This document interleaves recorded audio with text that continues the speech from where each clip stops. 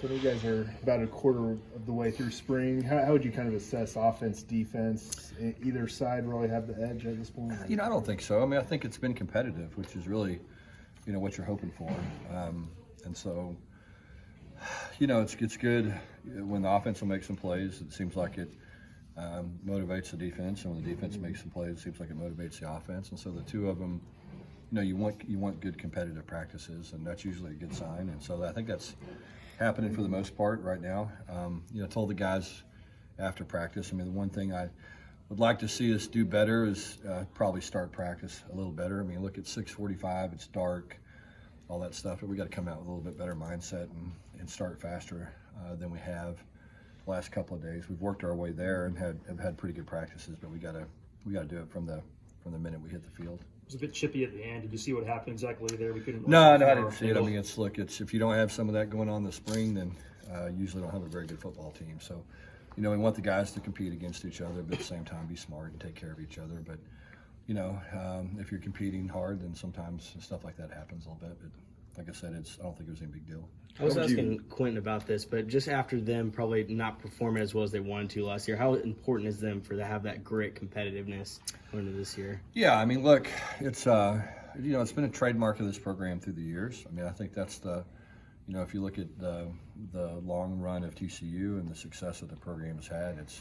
it's been because guys were tough and they played hard, and there was a mentality that existed here for so long, and so that's where it begins. I mean, if you're going to have any kind of successful football program, that's where it starts, and then you can fill in the pieces from there. But if you don't have that, you're just not going to win football games. I mean, you just got to have that edge, and you got to have guys that play hard and that are tough physically. And at the end of the day, it's still blocking and tackling, and it's the team that plays the hardest. And typically, it's the team that's best up front on either side of the ball. And so, for us, that's where it starts, and then it kind of goes from there and carries over to the rest of our program. But, and I think that's what, we did such a good job of trying to set that standard in the weight room, really from January until now. Just, set the expectations, be demanding, make sure that guys meet them. And what you want to happen is you want the players to care enough where they start to coach each other and they start to police each other. And, when that happens, then typically you have a good football team. So we're certainly not there yet. We're taking some steps in the right direction. And, you're starting to see guys take more ownership in the program. And, I think when you see that, then typically good things happen. Quentin spoke about being more of a leader and being more vocal. Any other players that have really kind of come into their own on that in the last year? Yeah, I mean, there are a lot of guys. I mean, you're starting to see some offensive linemen start to, have that mentality. And, I've always been a big believer that when your defensive front and your offensive front, start to have that kind of toughness and that type of leadership, then that permeates your entire program. Because those guys typically, have to be pretty tough-minded guys to play that position, and got to be physically tough guys. And so, it starts with them, and and carries over. And you got to have that kind of edge defensively. And starting to see some guys, that are starting to show some leadership. The thing we got to do is do it consistently, and then when that happens, and you got to do it when things aren't going well. And I think that's the big challenge for us is to become a team and a program that, responds to adversity and responds to bad things happening, because you're going to have a series of bad events that happen every time you take the field in a football game, and you got to be able to bounce back from that and deal with it. So, as I said earlier, when the players are the ones dealing with it and coaching each other on how to deal with it, then you got a good thing going. How would you assess the quarterbacks before practice? I was really impressed with all four guys today that got team reps. They all made plays. I think that the biggest issue at that position is, you've got to be a guy that down in and down out does it. If the receiver's open, you got to get him the ball. If you got to check your protection, you got to get into the right check. You got to throw the ball on time. You got to do all the little things that give you a chance to be successful. And then, you got to make some plays back there. But the most important part of playing that position really is just executing. Making the guys around you better, throwing the ball on time, throwing the ball to the right spot, like I said, getting to the right check, taking what the defense gives you. All those things are, probably more important than playing that position than, how far a guy can throw the ball or how fast he can run or how high he can jump. And so that's kind of what we're trying to get to, is just that consistent level of play where, guys walk off the field and said, hey, look, should have done this. I saw this. I thought about this. And just that understanding of the offense and the personnel is really important. It's so early, but with that position, do you just kind of already expect it to drag into fall in terms of a competition? Yeah, so to speak? the funny thing about that, and I always say this, is that,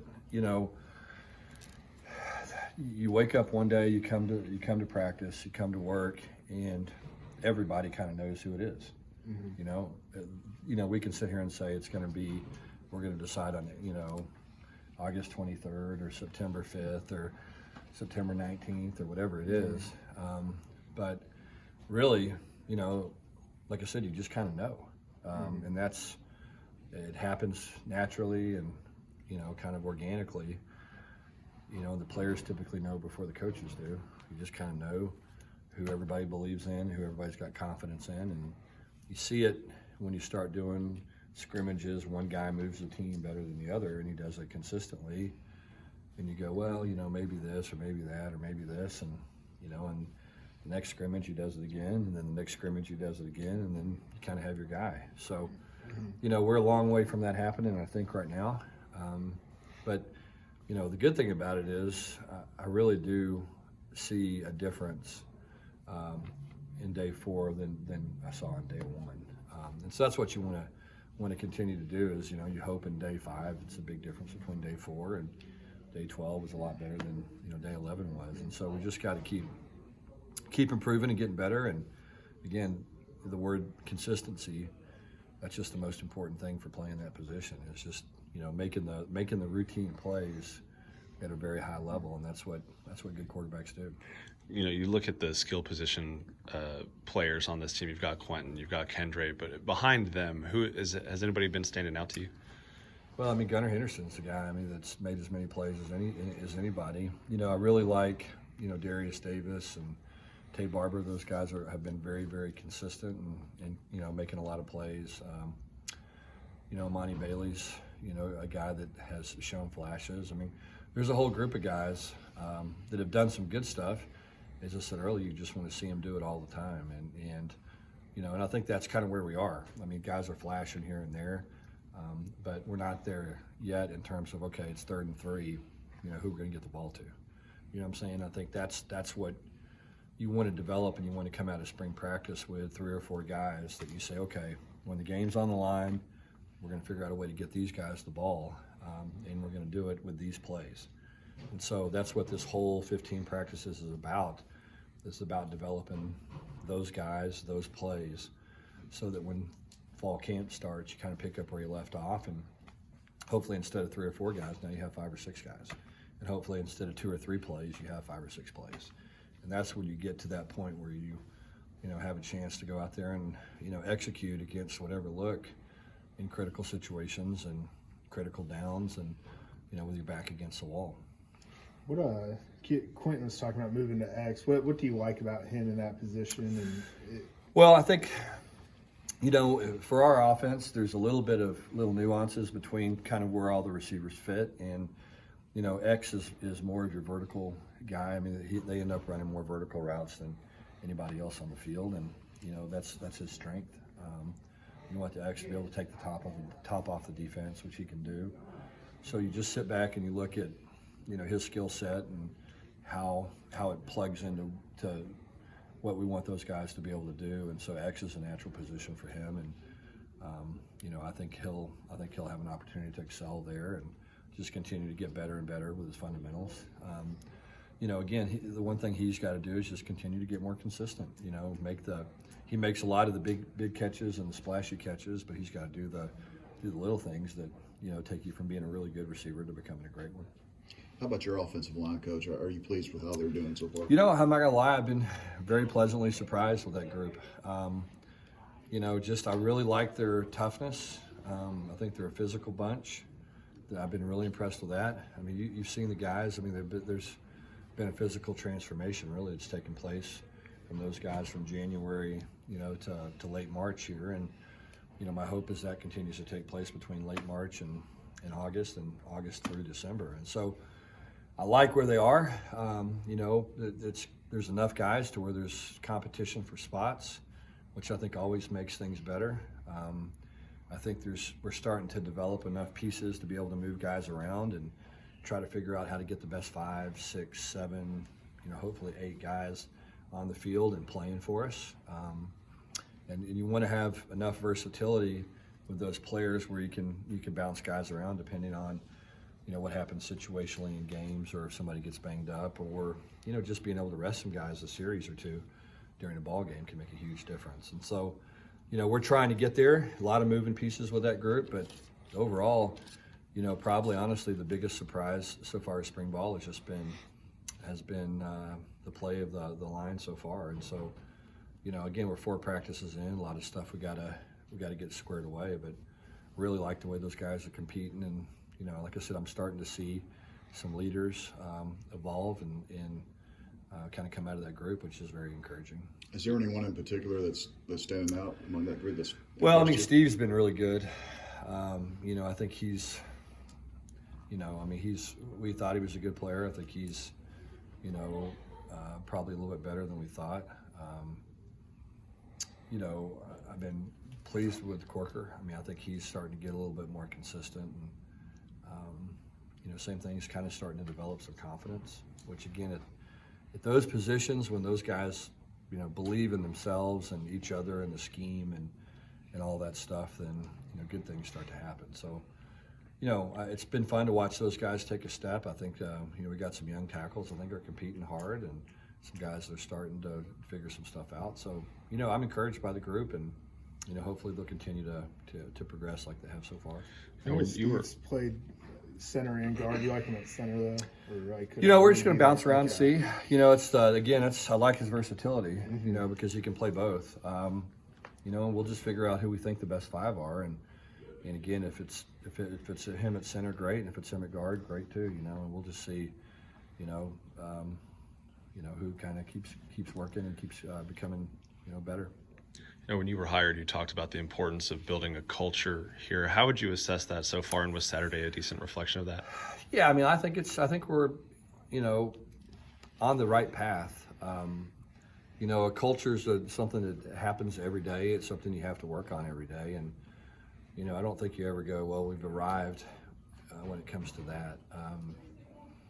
We're still learning how to do things right consistently. I mean, I'm talking about parking our cars and going to study hall and, attending class and engaging with our professors and, all kinds of stuff outside of football. We're learning how to do those things and do them the right way. And because I just believe all that stuff carries over. I think that, all the things that you do really, kind of become who you are. And so, guys that park in the right place and guys that, take care of the nutrition off the field and clean up the locker room. Typically, those are the guys that, execute the calls on third down or in the critical situations in ball games. And the guys that don't, typically don't. And so, that's kind of what we're learning and trying to get there as a program. And as I said, it's a battle every day. But I do like what I'm starting to see in terms of guys, taking accountability for themselves and their teammates and holding each other accountable and setting a high standard. Two more questions. When you hired Coach Gillespie, you talked about how tough it was when you played against this defense. How much has it helped you getting to see this defense? Yeah, how much do you think it's going to help. Yeah, I mean, it's certainly going to help. I think that, I kind of relate what they're doing defensively a little bit to, the air raid back in the day when we were so different than what everybody else was doing. You would play all these teams that were, 21 personnel, kind of I formation teams in the, early 2000s, and all of a sudden you're playing this team that's a 10 personnel, spread the field, throwing on every down, and so defensively, guys they just didn't see it that often. And so, we ran it all the time. They had 3 practices to try to prepare for it. It's a little bit the same thing against that defense. You play against, different defenses all the time, and you kind of get You know, you get used to blocking the 4-down look, or a typical odd front, and then all of a sudden you've got guys in different positions. And so, you want to be different enough to make it tough for people to prepare for you. What I like about this defense is that I think it gives you a lot of freedom to get guys on the field. You can kind of plug and play different guys where, you can get the best 11 out there, and you can create uncertainty, for an offense. And I think that's, at the end of the day, look, if they know where you're lining up, if offenses in today's world know where you're lining up and know what you're playing versus certain formations or personnel groupings, then it's going to be hard to stop people. And what I like about this defense is, when the ball's snapped, it looks like something, and then as soon as the ball is snapped, it's something else.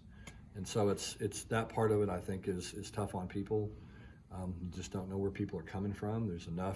There always looks like there's 12 or 13 people out there. That's where it starts. And and so it's hard. It's different. It's hard, and it's unique, and certainly he knows what he's doing. And like I said, you have a lot of versatility and things you can do with your scheme and your personnel.